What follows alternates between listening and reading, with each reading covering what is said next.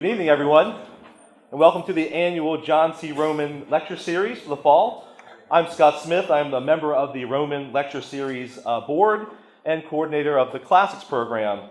And it's no understatement to say that the Classics faculty eagerly look forward to this event each year, which showcases the very best in recent research done in classics. I invite you all to peruse the back of the program, where you'll find the speakers and topics over the past 17 years of this lecture series. The Rouman Lecture is the signature event that highlights the enduring importance of the ancient world and reminds us that even if millennia separate us from the ancient Greeks and Romans, there's still much to learn from them. And one of the things that they teach us is that during a lecture, perhaps we should cut off our phones. So if I may invite all of you to pull out your phones and to put it on silence or to cut it off, I would be greatly appreciative for that. Tonight's event could not have been possible without the generous support of our many donors. And first and foremost, I would like to recognize Christos and Mary Papuzzi, who created the lecture series in 1997 with a large gift, and who have continued to support the series over nearly 2 decades. Unfortunately, the Papuzzis could not be here tonight as they are suffering miserably on the sun-drenched Greek island of Lesbos. Even so, they pass on their best wishes and will be sure to watch the video of this lecture that will be posted later this month. This lecture could also not have been possible without the enduring legacy and generosity of our own Dr. John Rouman, after whom this lecture series is named. Dr. Rouman taught thousands of students, John? Millions of students? Something around there. About the importance of Greek, Latin, and classics for nearly 40 years. He retired just before I arrived in 2000, but he remains a vital presence in our lives on campus. I realize that he is loath to receive any kind of recognition or accolade, but John, will you please at least raise your hand and be recognized with a round of applause?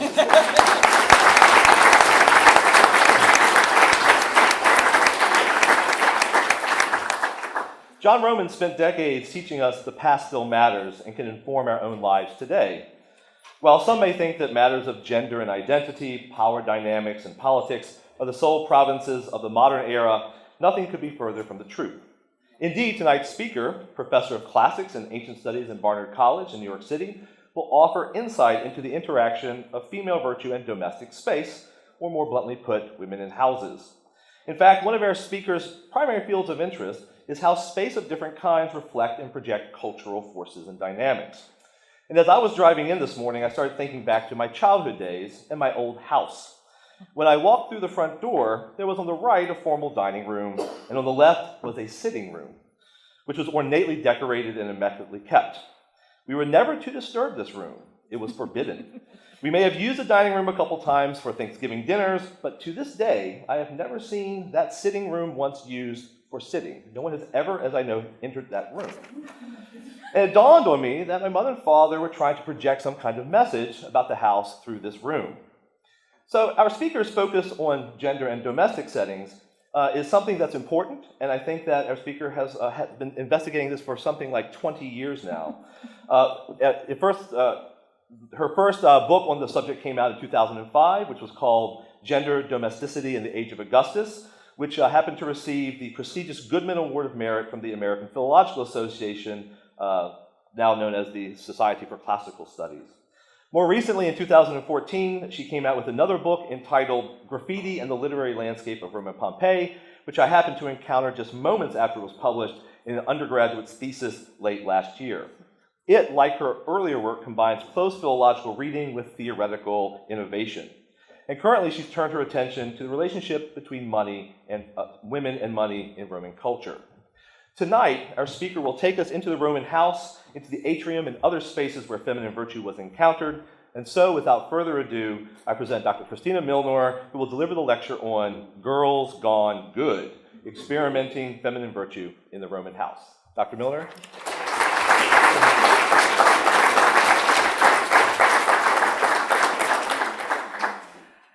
So thank you very much for this very kind invitation. I have learned a great deal about Professor Rouman since I've been here. And one of the things that I learned this evening was that he is the godfather to numerous children. Professor Proscoma was lamenting the fact that none of his students have asked him to be the godfather to their children.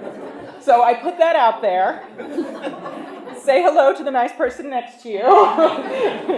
And, perhaps we'll get something out of this tonight. Okay, so there's a story which gets a lot of airtime in ancient historical circles about a contest between the two great ancient painters, Zeuxis and Parrhasius. Challenged to produce his best work, Zeuxis created a picture of grapes, so realistic that some birds flew in from a nearby window and began to peck at the canvas. By contrast, Parrhasius offered an image of a closed curtain, which, when Zeuxis ordered it to be removed so that he could see Parrhasius's painting, was declared the winner. Zeuxis's image had fooled the birds, but Parrhasius had fooled Zeuxis. This story is often repeated to emphasize the importance of verisimilitude in ancient painting, which of course it does. But it also, I would argue, emphasizes the connection between ancient art, persuasion, and action. The index of how good the paintings are is the extent to which they cause the viewer to do something. The birds to peck, Zeuxis to order the curtain drawn aside. Over the past few decades, there's been a lot of significance accorded to the viewer in discussions of ancient art, but it's only recently that people have started to consider the ways that his or her role is not simply that of observer, but of actor as well. Once you start looking, though, examples proliferate. The famous sleeping hermaphrodite, where the viewer is seduced into admiring a beautiful woman who ultimately turns out to have male genitalia as well. But the joke is only made once one has walked around the statue to its other side. It depends, that is, on the viewer's movement from one position to the other. From another medium, we can consider the famous Cave Canem mosaic, which adorns the threshold of one Pompeian house. There's clearly a visual element to this artistic gesture, but the extent to which it actually depends on embodied experience becomes clear when you realize that the visitor to the house had to face down the threatening dog in order to enter, right? You have to sort of go past the dog to get into the house. He or she had to muster the courage to step on and over the image of the slathering beast in order to complete his or her visit. In painting, we can note the yellow oikos in Pompey's House of the Gilded Cupids, whose so-called wallpaper pattern, this pattern here that adorns the walls, resolves itself into a net once one has entered the room. Taken in conjunction with the nearby image of Venus fishing, the experience appears to be one of entrapment of the viewer, who has been lured into the room by the promise of the tiny gilded medallions which gave the house its name. So you have to enter the room in order to see these little medallions, and then you're caught in the net that's painted on the walls. And so on. As I said, examples proliferate once you start looking. Someone should write a book. For now, though, I want to focus on one hitherto unappreciated example of this phenomenon, which I'm going to argue gives us a window not just into this kind of experience-based viewership, but also into the gender dynamics of experience and display in the Roman atrium house.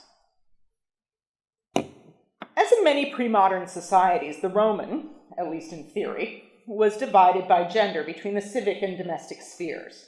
Men and manliness were associated with the social world of the military, the law courts, the forum. Women and correct femininity were located in the household, with the home and family. Thus, one funeral epitaph from Rome sums up the dead woman's virtues as, quote, "She desired nothing more than that her home should rejoice." The famously misogynist Simonides 7 has praise only for the woman derived from the bee, whose best quality is that the household she manages will thrive. Virgil offers a remarkable portrait of the good woman in Book 8 of his Aeneid, when he compares the smith god Vulcan, who has agreed to create new armor for the hero Aeneas, to a busy housewife. Quote, "Then, when the first portion of rest has driven away sleep, and the course of night pressed on is halfway done, just at the time when first a woman, to whom the task has been given to support life with distaff and simple handiwork, stirs up the ashes and the sleeping fire, adding night to her time of work, and she presses her serving women by firelight to their long daily labor, in order to preserve the chaste bed of her spouse, and to bring up her little children. In the same way, and no slower in regard to the time, did the Fire King rise from his soft bed and go about his craftsman's tasks." This focus on the actual tasks of the two spheres also frequently makes the leap to the symbolic. Thus, for instance, in a passage from Xenophon's Economicus, which is repeated almost word for word in Cicero's Latin translation of the Greek text, the hero Ascomicus insists that when the gods created the world, they organized human beings into two different types, one whose nature was suited to inside tasks, women, and one naturally ordained to take care of outside work, namely men. In a more literary vein, we might note the phenomenon of the paraklausithyron, a literary motif which becomes extremely popular in early imperial Latin verse. The story, if you will, is that the poet shows up uninvited to his mistress's house. She refuses to let him in, or her husband or another gatekeeper prevents him from entering, and he sits down upon the doorstep to lament his inability to get inside. All of the canonical Augustan poets see the paraklausithyron as an important part of their poetic repertoire. Ovid goes so far in the Fasti as to suggest that poetry began at the first moment that a mistress slammed a door in a poet's face. Even before we note that door or gate was a popular metaphor for the female vagina, the penetration motif in the paraklausithyron is obvious, as is the gendered division of spaces. The inside of the house associated with the silent, inaccessible, and unknowable mistress, the outside with the poet, his persona, and the speech represented in his poetry. So, housiness, or domesticity, was closely associated with femininity in early imperial Roman society. On the other hand, when we go looking for female spaces and experience in the material remains of actual Roman houses, we encounter some difficulties. Recent scholarship on the Roman house, for instance, in an approach famously spearheaded by Andrew Wallace Hadrill, has very much focused on the extent to which it functions as a performance, a display of social status which can be read by a visitor who progresses from spaces which are designed to be seen by everyone to those which are to be viewed only by a select few. Thus, for example, here is Wallace Hadrill on a famous Pompeian house known as the House of the Vetii. Quote, the peristyle of the Casa dei Vetii, to take a familiar example, is surrounded by 3 reception rooms. It also has a sort of an annex alongside the largest reception room, consisting of 2 interconnected rooms. The smaller, clearly a cubiculum, approachable only through a miniature courtyard that illuminates them. And what he's talking about here is, so this is the entrance to the house, and he's talking about this space over here. Traditionally, this annex has been explained as a gynaikeum. This is still Andrew Wallace Hadrill. This, however, is only the product of the assumption that so secluded an area must be for women. That it is relatively secluded is clear. The visitor must pass many thresholds to reach it, from the front door to the entrance to the peristyle, to the entrance to the cortile, to the entrance to the reception room, and thence probably to the cubiculum itself.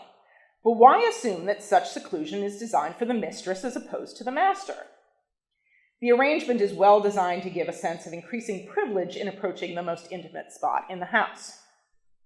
So, a gynaikeum, it should be noted, is a space reserved for women, for whose existence we have certain textual evidence from classical Athens, but which does not seem to have been a feature of the Roman house. Indeed, the ancient architect Vitruvius, when he is discussing the difference between Greek and Roman private buildings, is explicit on this point. One, if not the most significant distinction between the two, is that the Greeks were concerned to provide a separate dwelling place for women within the confines of the house, while the Romans did not. The interpretation of the Casa dei Vetii's annex as a gynaikeum is the brainchild of a certain problematic character in Pompeian archaeology named Amadeo Maiori. Don't get me started. Wallace Hadrill is certainly correct to be skeptical of his conclusion and seek other explanations for the way the house is structured. The other explanation, which Wallace Hadrill alights, however, is noteworthy for what it causes to disappear, namely women. The mistress's seclusion becomes that of the master, differentiation by gender becomes distinction by status.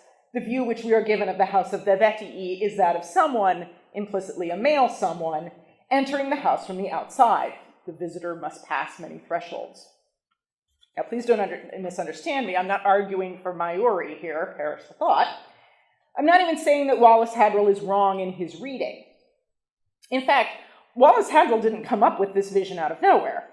A lot of it is based on his very sensitive and important reading of the ancient architect Vitruvius, who wrote the earliest architectural treatise to survive from the Roman world. Vitruvius clearly understands Roman domestic architecture to reflect distinctions not in gender, but in status, which is measured by who gets to go where and see what. In the De Architectura 651, he writes, quote, "When the different rooms have been laid out in relation to the quarters of the sky, then it must be considered by what rationale in private houses places reserved for the owners of the house and those commonly shared with outsiders should be built. For the reserved places are those into which not everyone can come without an invitation, such as bedrooms, dining rooms, baths, and other places which have related functions. The common rooms, however, are those into which the ordinary people can come by right, even if uninvited. These are the vestibule, the inner courtyard, the peristyle, and other places which are able to be devoted to the same kind of use. For this reason, a person who is common in his place in life does not need to have magnificent vestibules or meeting rooms or central courtyards, because he performs his duties by visiting others rather than being visited himself."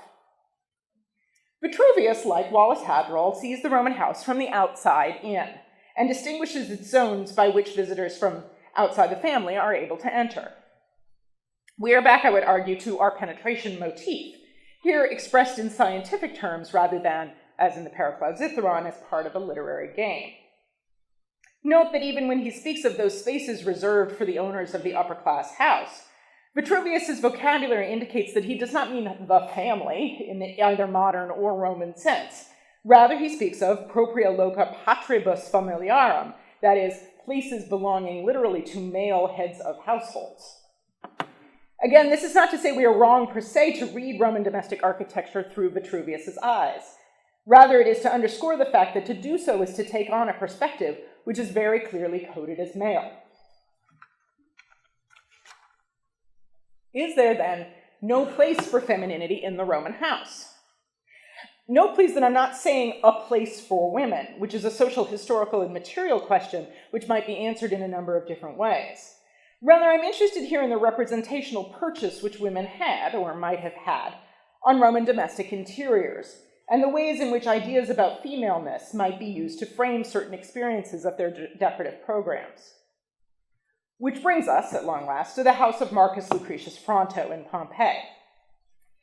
In Chapter 2 of Gender, Domesticity in the Age of Augustus, I discuss a painting which is found here still in situ in a small room off of the atrium. It depicts the story of Pero, a young woman whose father, Mecon, was unjustly imprisoned and condemned to starve to death. The daughter, however, saved his life by visiting him in his cell and feeding him with the milk from her breast. This is the image of Pero and Mecon goes into later art as so-called Roman charity, and it is all over the place. I mean, any Renaissance artist you can think of painted a version of this. Rubens painted at least two. So at any rate, this is what gets called Roman charity, but it is Pero and Mecon. It is the myth where the daughter is feeding her father from her breast.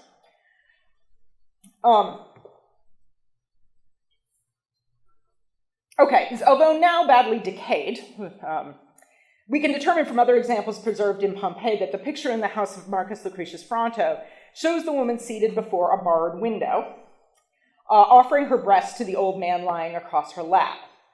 There may have been, as there are in other better preserved Pompeian examples, the head of a guard looking in at the window at the central pair. Okay, so this is the house of Marcus Lucretius Fronto's version of this.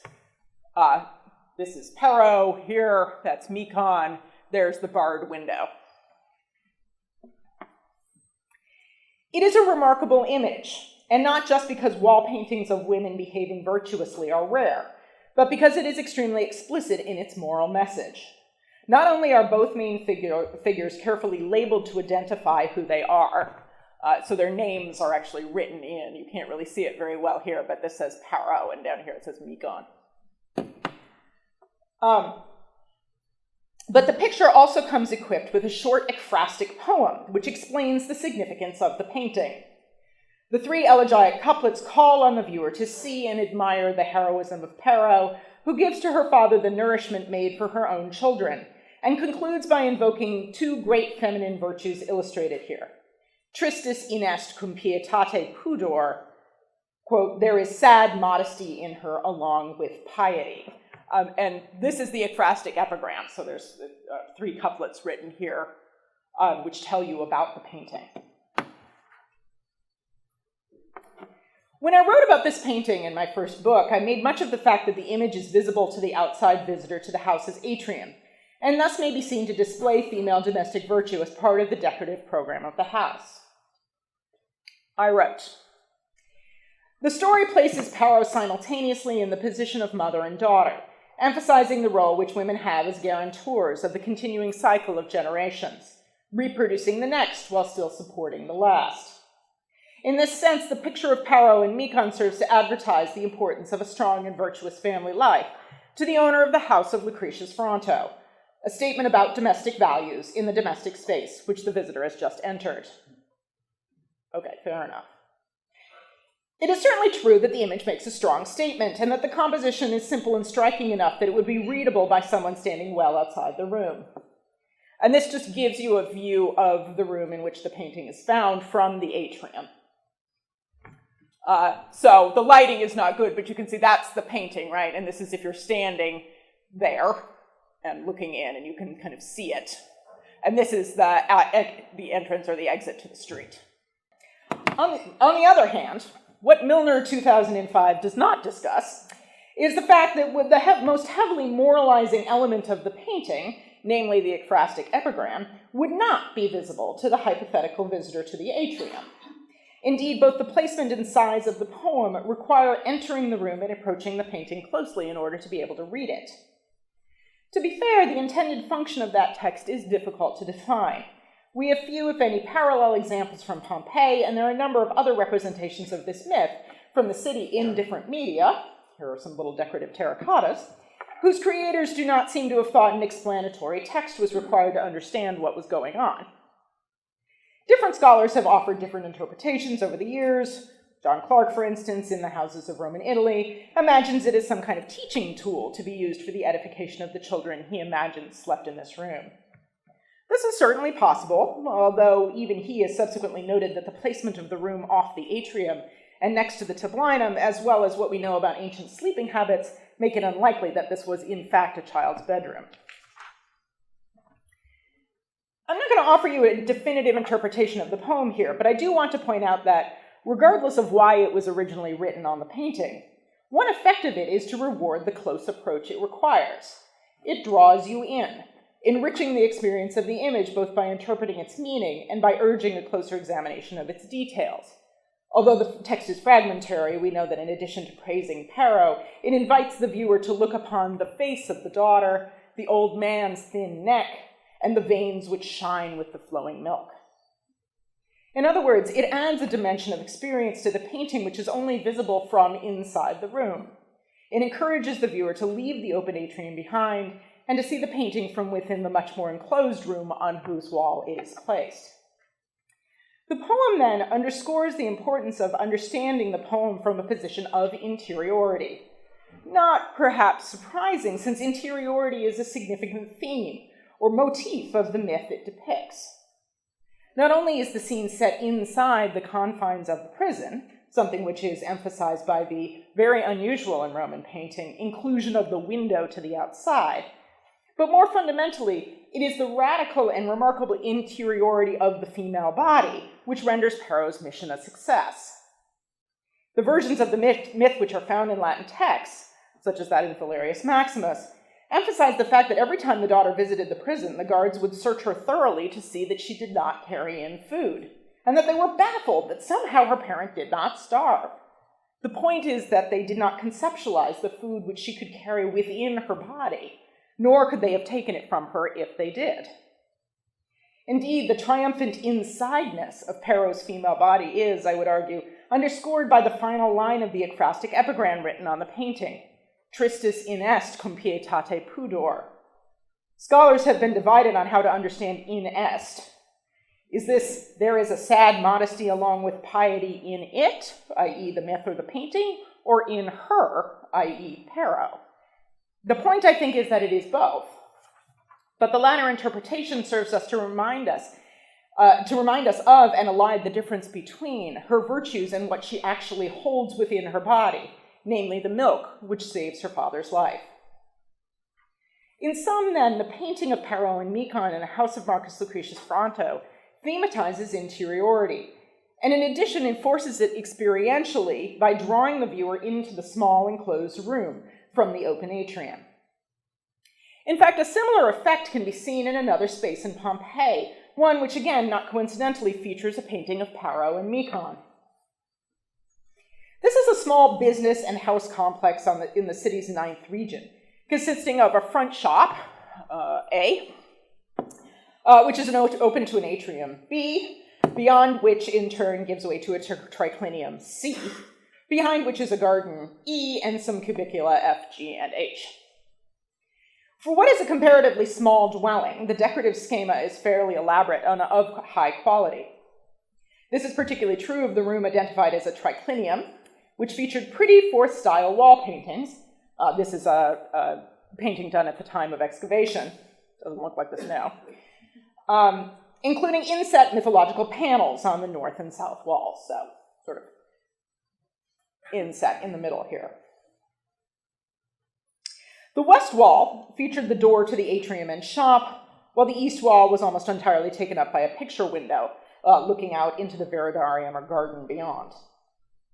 The mythological centerpieces on the north and south walls of the triclinium then provide the only narrative elements, as far as can be determined from the surviving evidence, in the entire house. To the north, or left, as one enters the room, we find an image of Ariadne abandoned.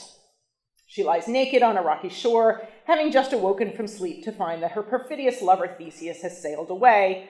Beside her is a weeping Eros and a figure identified as Nemesis, who, rather cruelly, gestures to the ship on the horizon which bears Theseus away. There he goes. So I was saying I wasn't sure that everybody would know the story of Ariadne. She was the daughter of King Minos.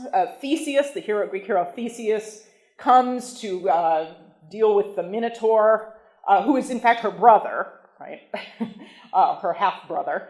And she helps him kill the Minotaur and then escape from Minos, her father. So she very explicitly chooses Theseus, her lover, over her natal family.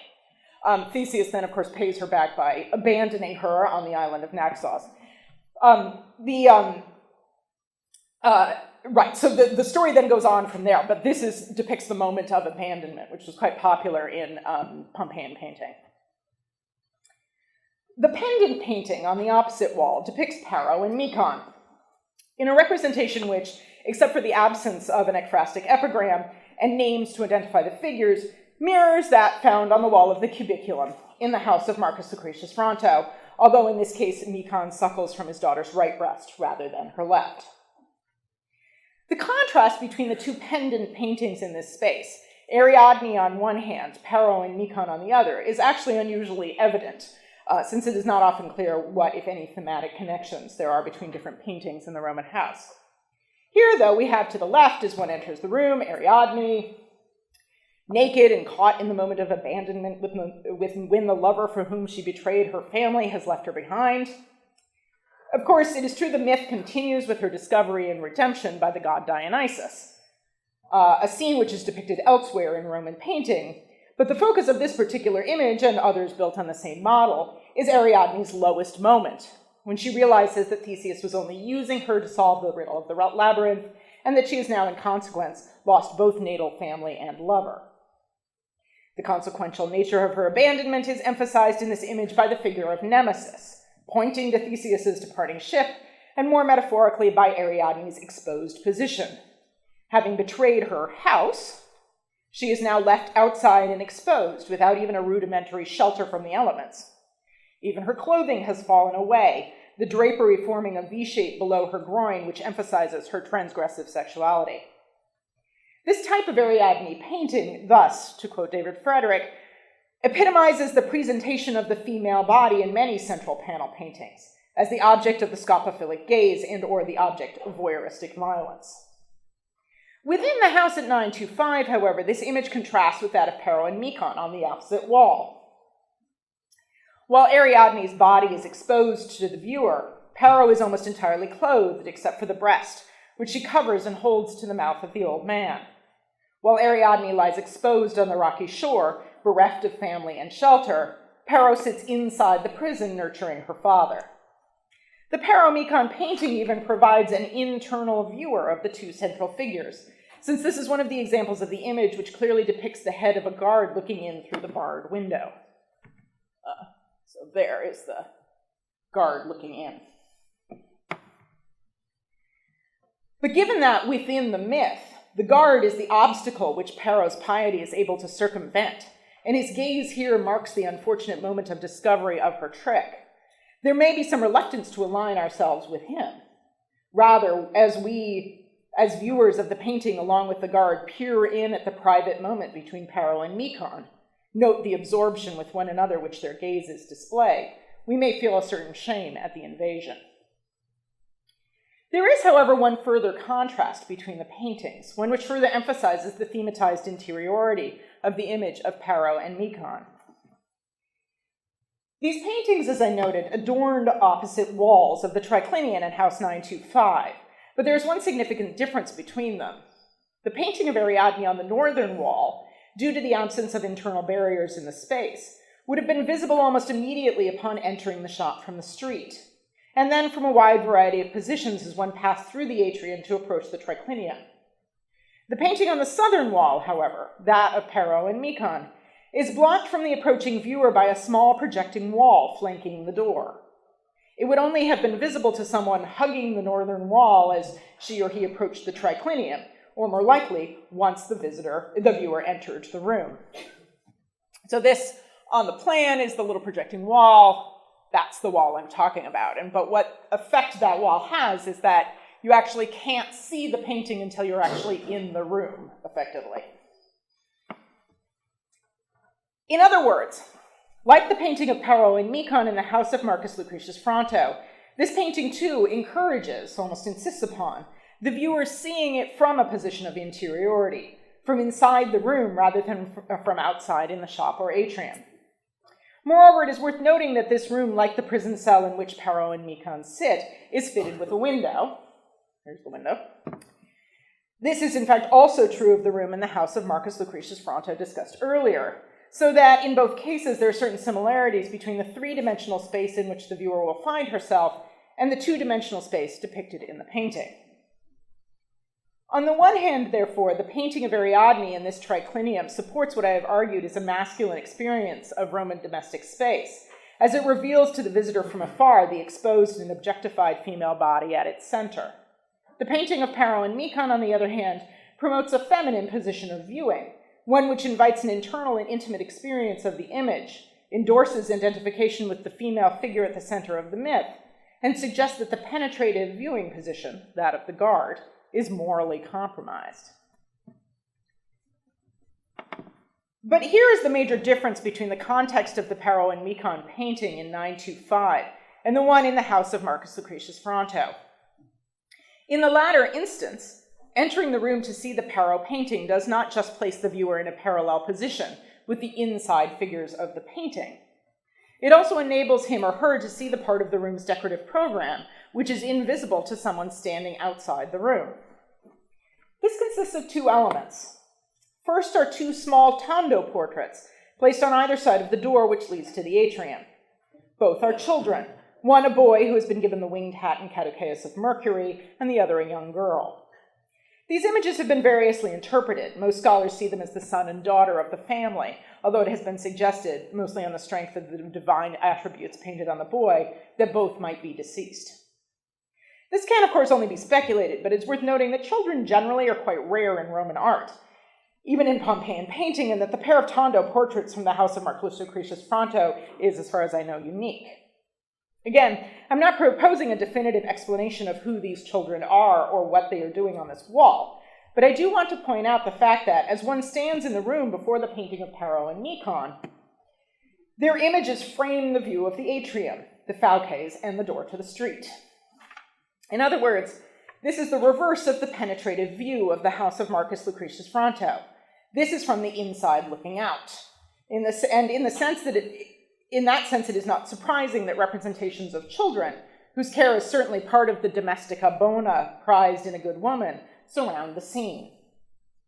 John Clark, again, has argued that the pictures of the children here should be understood as one way in which the room, quote, projects the patron's values, as a way of connecting the Lucretii with Augustan ideologies, which emphasize the value of childbirth and child rearing. But this is to ignore the vector of viewership, if you will, which the paintings promote. Both what and how things are seen from this painting of Pero and Mecon are feminized. If we accept that the vision of ancient Roman domestic architecture represented in, for example, Vitruvius, is coded as male, the one suggested by the painting is female, not just in the focus which it puts on female domestic virtue, but in the position of interiority which it forces the viewer to adopt. Moreover, and in some ways I think this is where things get really interesting, once the viewer has entered the room to see the Pero and Mecon painting in the house of Marcus Lucretius Fronto, he or she is able to see the pendant painting directly across the room. This is the position held in 925, that previous example, by the Ariadne painting. What do we have in Marcus Lucretius Fronto? We have Narcissus. This is the famous story of the young man who scorned all offers of romance until he fell in love with his own reflection. He was so enamored that he could not leave off gazing into his own eyes, and finally withered away and died, and was transformed into the flower which bears his name. Of course, there are lots of different ways of understanding the myth of Narcissus, and its popularity in Pompeian wall painting certainly underscores the ways in which it could mean different things in different places, to different people. Here, though, in the context of what I've said about the Pero and Mecon painting, it is hard not to focus on certain aspects of the image: the hero's maleness, his position outside, his nakedness. Indeed, there are quite a lot of visual parallels with the Ariadne image I discussed before, and, of course, his absorption with his own reflection in the pool. While Pero, both narratively and visually, focuses outside herself, on her father, Narcissus can only see beauty in his own face, eventually, in Ovid's version anyway, losing his identity as a human being because of his pathological self-focus. One might even, I suppose, see a play between the two images on the very idea of interiority, as Pero's heroic female insideness, where she holds the milk which keeps her father alive, is contrasted with Narcissus's, narcissism, a form of male interiority which does no one any good. The joke, then, is on the viewer, especially if he is male. Lured into the room by the promise of the ekphrastic epigram, he finds that instead of continuing to look at Pero and her feminine virtue, he is forced to look as her on some level, to experience the house from the inside looking out, to appreciate the beauty of children and the domestic values they represent, to look at the virtueless male figure looking at himself and perhaps wonder about his own role as viewer and viewed. One of the great questions often posed about Roman art is whether it is or can be socially transgressive or even progressive. By forcing the viewer into a feminized viewing position, does the house create sympathy for the experience of Roman women? Or is this merely another instance of a human response, as in my earlier examples, the fear inspired by a big dog, or the desire provoked by a woman's back and buttocks, marshaled to show the power of the art object over the subjected viewer? Certainly, the house of Marcus Lucretius Fronto does not answer these questions. What it does show, however, is the way that virtuous femininity does not have to simply be the invisible opposite of the heroic and prioritized masculinity which frames much of Roman social life.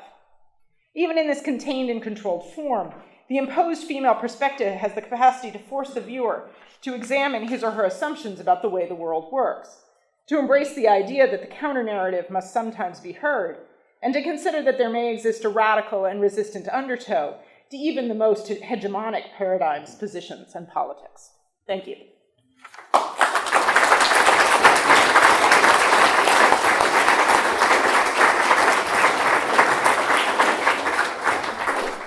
Well, thank you very much.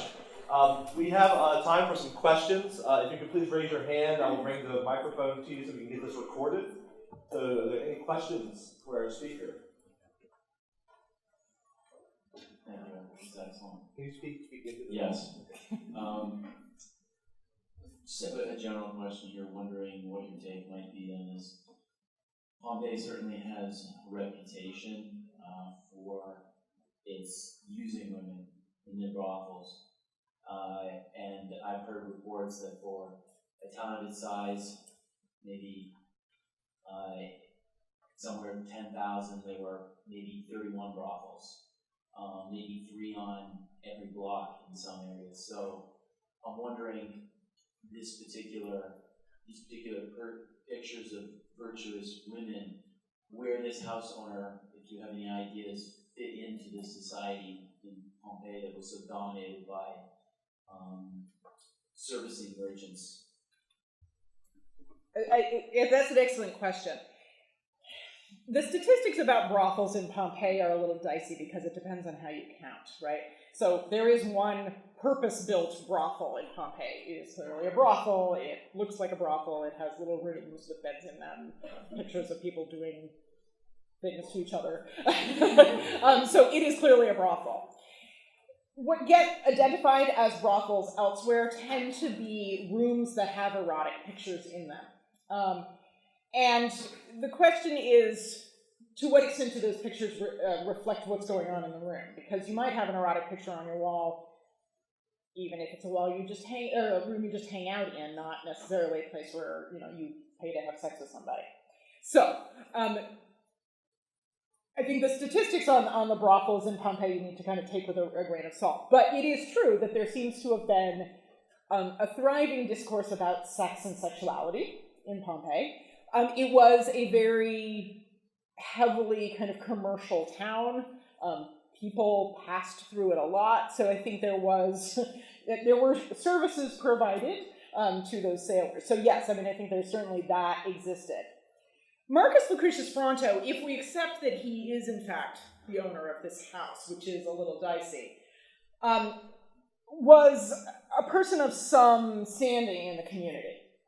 He ran for political office. That's why it's called the House of Marcus Lucretius Fronto, is because nearby there's a sign saying, vote for Marcus Lucretius Fronto. And so people assume, well, if it's on the outside of his house, maybe he lived there. I think atrium houses of this kind tended to belong to substantial members of the citizenry.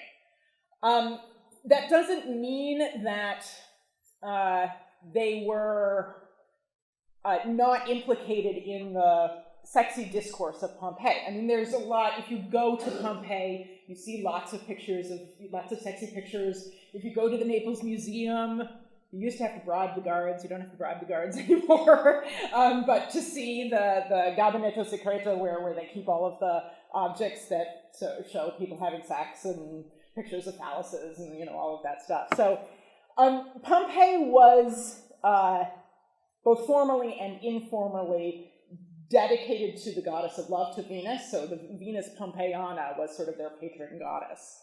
And I think they kind of took that seriously. So, there was a lot of love, a lot of sex going on in Pompeii. And I think some of it means real sex and some of it means something more symbolic. So I think the kind of takeaway here is that I don't think every depiction of erotic activity should be translated to real life erotic activity. I think sometimes it means something else. I think one of the fun, did I say that? One of the fun things about this image of Pero and Mecon, it's quite decayed in Marcus Lucretius Fronto, but in the if you imagine what it looked like when it was real, you have this old man hanging on to this, young lady's breast. So part of the influence, I think, of the ekphrastic epigram is to say, no. Don't think about it like that. You're supposed to think about this in terms of virtue. So I think there's a certain defensiveness in the epigram that is about sort of schooling the viewer to see this as a depiction of virtuous activity rather than a depiction of erotic activity as you might see elsewhere. Other questions? Your interpretations of the painting is fascinating, and it seems pretty clear that they owe a lot to modern reception theory, architectural reception theory, artistic reception theory. And in the beginning, you gave this very interesting passage from Vitruvius and his discussion of architectural conceptions of domestic versus public space within the home. And I'm wondering if any of the interpretations of reception of these paintings can be traced back to Roman authors writing about the ways in which Roman audiences should appreciate paintings, or at least more or less modern interpretations of how we think Romans would have or might have interpreted these these paintings? Carolyn? Want to come up here and answer this question? Right. Well, yes, there is a certain amount of ancient art historical theory, right? Sort of saying, well, I'm Pliny, and I'm going to tell you how to look at this painting. I think it is not. I mean, like, for instance, that the passage that I started with Zeuxis and Prohasius, is always taken to be solely about verisimilitude. And I think that, verisimilitude is obviously a very important principle. Things should look like what they are, et cetera, et cetera. But, there is also this other piece which I think gets underappreciated. And I think there are a number of stories that have been interpreted in particular ways from the modern day because of the way we tend to view things. Like, we tend to, go to museums and we look at pictures. And, we stand here and the picture is there and, that's the way we see pictures. And I think that one of the things that I was trying to get at here is that I actually think we need to broaden our idea of what viewership is in the ancient world, to think about it not just as, I stand here and I look at something and I look at people in the painting looking at things, that it's not just about visuality, that it actually could also be about physicality and sort of, because especially Pompeian wall paintings existed in space. I mean, Carolyn's work, I think, is very much about this, right? That, sort of, if you actually look at the way Romans talked about and treated their artistic products, that they often are about experiencing that within space, and not just as a kind of floating visual object. So I would say actually what I'm trying to do is to get closer to the real experience of art in antiquity and less that sort of, what happens when you take a painting and just stick it on the wall of a museum and that's the way you experience it. Can I ask a question? I'll be right with you, Paul. This picture of Narcissus has always bothered me, because Narcissus basically falls in love with his own image, right? He looked at it for days, years, and falls apart with the flower. In this painting, he's not looking at his own reflection. Do you have any comment about that? He's looking out. And my very, very limited amount of art historical education suggests to me that you're supposed to follow gazes in various ways in pictures like this. And I wonder if that helps the viewer kind of orient themselves where they're supposed to look next. I mean, that's interesting. I mean, what is interesting, actually, I hadn't really thought about this, but what is interesting, yeah, you're right, he's looking out, but the image is looking at him. Right? So the reflection is looking at him. So, I mean, I suppose one might think of this as the moment before he catches sight of himself. And kind of has, begins that absorption. But yeah, I mean, that's an interesting question, and not one that I've sort of looked at extensively. Narcissus is incredibly popular in Pompeian wall painting. I mean, he's all over the place, and I think in a lot of them he is actually looking at himself. So I would have to look at the Comparanda and see whether in any of the others he's not looking at himself and what he's looking at. I mean, here he's actually looking, so the window is on that side, so he's sort of looking into actually the further interior of the house. Okay, my question is, what is the origin of the story of Pero and Mecon? Well, literary source, mythological source. So, we have a couple of versions of it.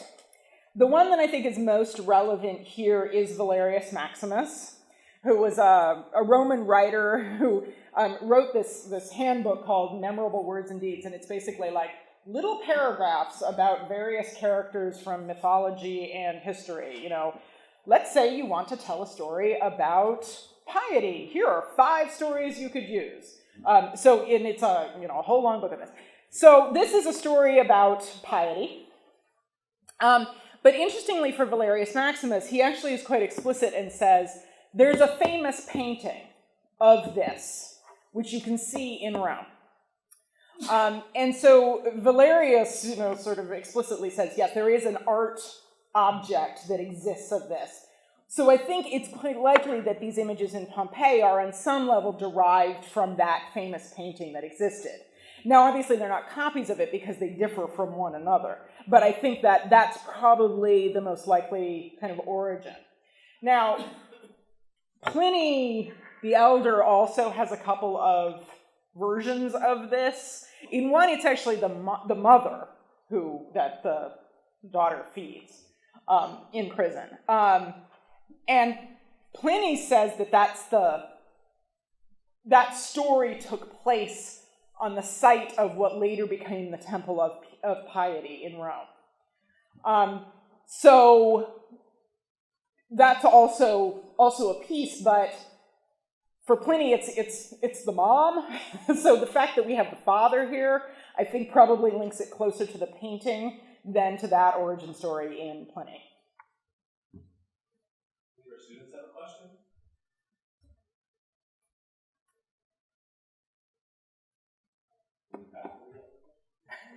Ooh, question over there. Now, the difference in the paintings of Nico and whatever the other guy's name was, one of the paintings is there's a lot of emphasis on bodies, two subjects, and the other one is sort of, they don't put any emphasis on it. It's a very stark comparison. One, he's muscular, and the chick, you can see a lot of her body, and the other one you can't. And the old dude has like no muscle. So I just want to know, why is there such a difference?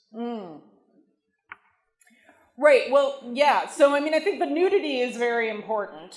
And I think the nakedness, well, so if we're talking about Ariadne, right, the naked chick on the rocky shore, right, her nakedness is part of the point, right? It's like, I'm a bad woman. Look at my body. So that, I mean, I think that's part of what's being pointed out there. Versus Pero, who, yes, you can see her breast, but she's kind of sort of guarding it. And again, we were saying, I feel like there's some tension there, and I think part of the painting is trying to sort of say, steer you away from an erotic interpretation of the image. Here with Narcissus, again, I think that there's an emphasis on his nakedness because it becomes, first of all, it emphasizes his masculinity, right? Like, no question, he's a boy. And so that contrasts with her, sort of femaleness, which is, I think, heroicized here.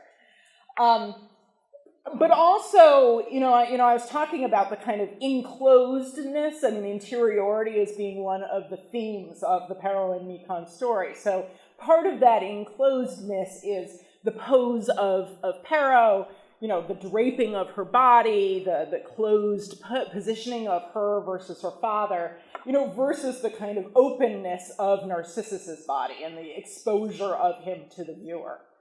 So again, I think that you're right, that there is this very strong visual contrast, and I think that's part of the point.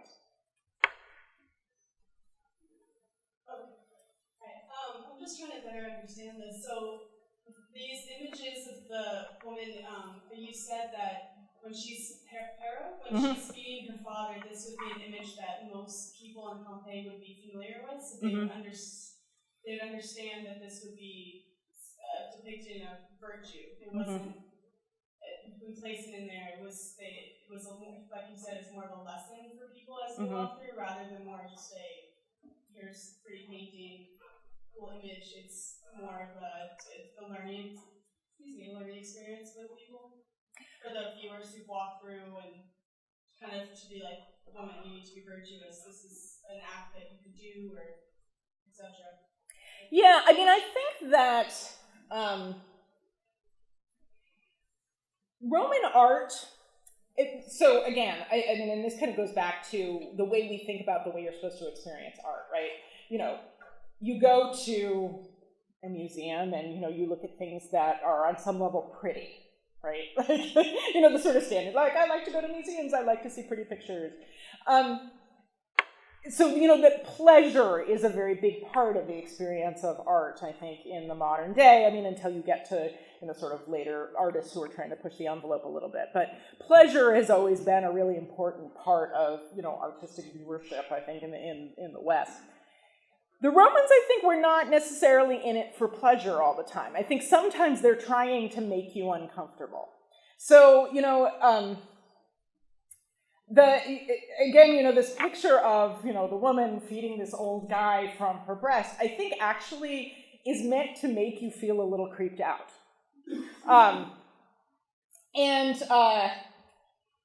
So I think that sort of feeling of discomfort is really part of what it's going for.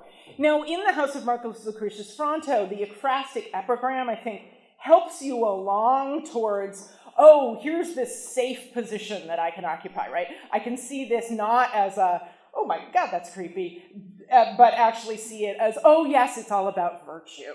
I get it, whew, that's a relief because I thought there was something really weird going on here, but no. So I think that play between the discomfort inspired by the image and then that sort of finding the comfortable position of interpreting it as virtuous is part of what they're going for.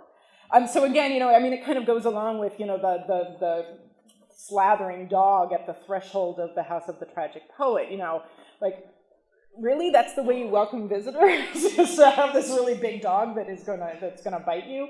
But that, again, I think it's a gesture that a lot of Roman art goes for, is to try and make you uncomfortable. That's kind of what they looked for in art. You mentioned the part where the Romans are pushing the envelope a little bit. As the empire expanded and adopted numerous cultures, was there any specific influence, do you think, on any particular genre of Roman painting and expression? Well, yeah, no, that's an excellent question. I mean, again, since we know that there was a famous painting which, in all likelihood, influenced this particular image in Pompeii, and a lot of those paintings came from Greece. I mean, a lot of Roman art was captured when they took over Greece and they brought it back to Rome. We know that. So it is not, Valerius doesn't say this, but it is very possible that this was actually a Greek painting which then got, brought to Rome. So when the Romans themselves were very worried about this, they spent a lot of time, sort of saying, we've been corrupted by this terrible art that we brought from Greece. Why did we do that?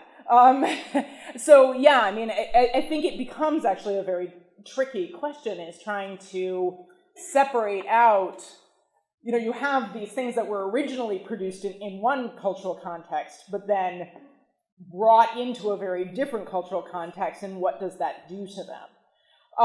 Pompeii is not Rome. It's, south, and it's on the edge of what was, at least in the distant past, a Greek area. It was part of what was called Magna Graeca. So there is certainly quite a lot of Greek influence already happening in Pompeii. At the same time, it was also a Roman colony. So, there was I think there was quite a lot of Greek culture happening, and then there was this Roman-ness that kind of comes down and sits on top of it. So I think when you're talking about Pompeii, you're always going to have to talk about a kind of combination, a fairly complicated combination of cultures. Hi, great lecture. Very much enjoying it. Thanks. As for going back a couple of questions, and you were talking about sort of purifying the image of voyeurism, essentially, with the themes of modesty and piety. Could you argue then that what you're seeing inspired maybe the Virgin Mary lactation of Saint Bernard, and that they adopted this story and further purified it with Christian doctrine? Yes. I think that's a very sensible observation. As I say, this gets called in Renaissance paintings, I showed you a couple of them, Roman charity.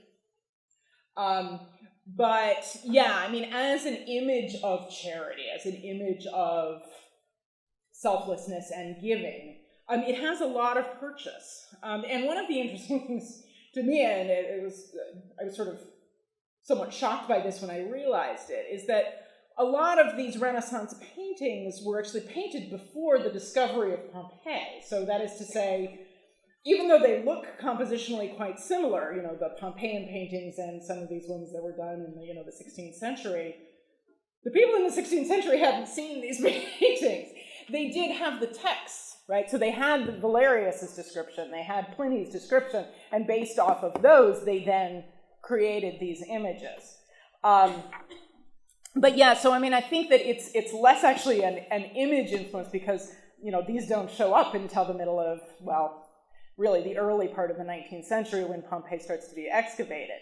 But the texts, I think, were influencing, people all the way along.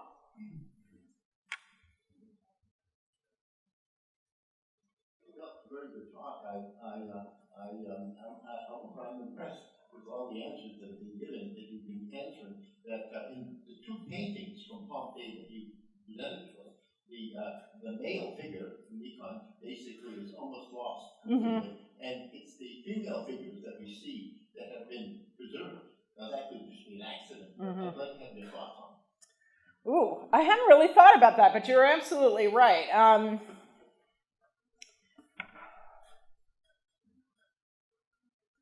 Yeah, if we go back, hold on, where's the other one? Oops, there we go. Yeah, obviously this one's much better preserved than the House of Marcus Lucretius Fronto. But yeah, I think that Mecon is important to the story, but I think that the central figure really is Pero. She is the heroine of the story. And so, the sense that, Mecon is less important is not wrong. Now, in terms of exactly why certain things in paintings get preserved over other things, that may be a level of chemical analysis that I'm not qualified for. But yeah, I think that this idea that, she's sort of the center of the picture and that the focus really is on her, I think that that's absolutely correct. And we have time for one more question.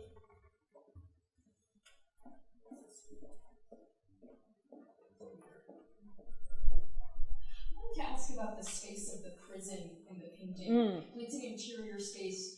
Is it just way too much to want to read that as either a feminine or in some way some kind of transgressive, counter-hegemonic space that goes along with the reading you were suggesting at the end of your talk? Prisons, generally? The space of the prison in the painting. Well, I tried.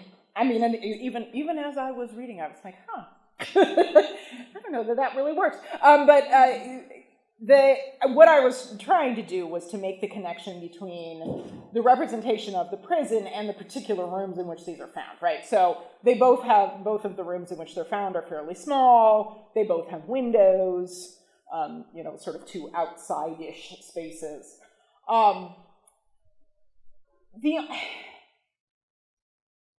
Right, so I was kind of trying to read the prison space as, on some level, a domestic space, which is that was the point. I was like, that's a bit of a stretch. But yeah, I think that what links the two is this kind of sense of interiority, right, enclosedness. Prisons are a funny thing. The Romans actually didn't go in for prisons very much, right? You either killed people or let them go. So I don't know that, other than, we've got that big kind of rock-carved, prison in just off the Forum in Rome. I don't know if we know a lot about prison architecture in Rome. So yeah, I think I might need to think about that a little bit more, sort of what space does the space of the prison occupy in the Roman psyche? But yeah, I think that, I think I'm okay on this, basically, the idea of an inside space versus an outside space, because, we're really talking about just the contrast between, inside the prison versus, outside, looking at your reflection, or outside on the rocky shore of Naxos. And I think that contrast works. But, I feel like I don't really completely understand how the Romans thought about prisons, because, quite frankly, other than this story, I don't know that many stories about prisons in Roman thought, so maybe I need to think about that a little bit more. One more, okay. Dying to answer the question. Okay. I promise after that there's going to be refreshments. Thanks for the analysis. Thanks for the lecture. I certainly see there's a relationship between the female virtue and the exposition of the naked body. And I see there's the virtue is, sort of transcends the traditional human desire of sexuality, and it's expressing a respect of life, love of life. So I'm curious, so if this is a virtue of a certain form, so what is the limit of it? What is a what? What is the limit of it? So how do you distinct? So this form of artist to express a virtue instead of, because people have different interpretations of it. You have a guy and a woman in close distance in isolated space. Some audience expects something happen naturally. So my question is how do you what type of interpretation would make sort of distinguish that is a certain form of virtue? Yeah, I think what you're getting at is a really interesting question, which is, how do you depict virtue?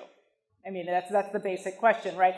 Depicting vice, not that hard, right? So, nakedness becomes vice pretty quickly, and so girls or women behaving badly in Roman wall paintings are very common. So you can, point at all sorts of examples of that. Women behaving well is very tricky. So we have Pero, we have Alcestis, who, presumably behaves well, but, the images of Alcestis are sort of Alcestis sitting there looking sad. And, frankly, that's not that interesting to look at. So yes, I think that the trick is to find a way of depicting virtue that is also interesting visually. And I think that may be one reason why we don't get that many pictures of women behaving well in Roman art, because they're just not that fun to look at.